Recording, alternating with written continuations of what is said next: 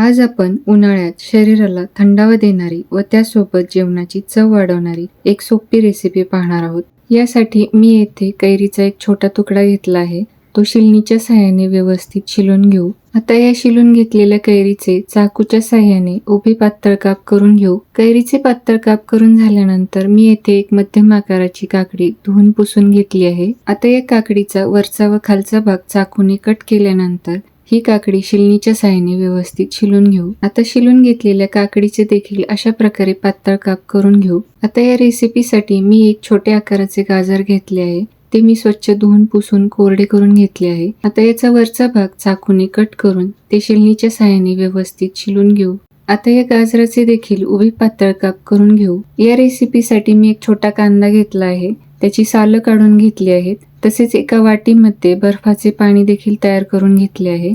आता हा कांदा उभा पातळ चिरून घेऊ। आता हा चिरून घेतलेला कांदा सुटा करून घेऊ आणि हा सुटा करून घेतलेला कांदा बर्फाच्या पाण्यामध्ये टाकून घेऊ की जेणेकरून हा कांदा मऊ न पडता कुरकुरीत होईल। कांद्यानंतर मी येथे एक पोपटी रंगाची कवळी हिरवी मिरची घेतली आहे। ती अशा प्रकारे गोल बारीक चिरून घेतली आहे। या रेसिपीसाठी आपल्याला कोथिंबीर देखील लागणार आहे। यासाठी मी थोडीशी कोथिंबीर धुवून ती बारीक चिरून घेतली आहे।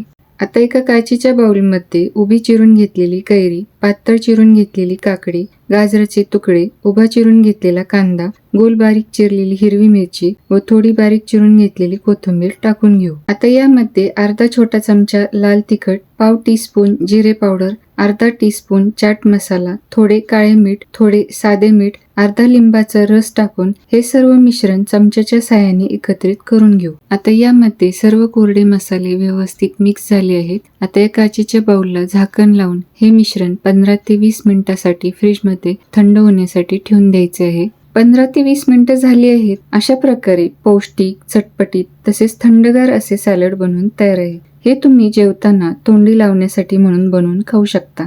यामुळे उन्हाळ्याच्या दिवसात देखील 2 घास जास्त जातील यात शंकाच नाही। एकदा नक्की बनवून पहा। हा व्हिडिओ जर तुम्हाला आवडला असेल तर व्हिडिओला लाईक व चॅनलला सबस्क्राईब नक्की करा।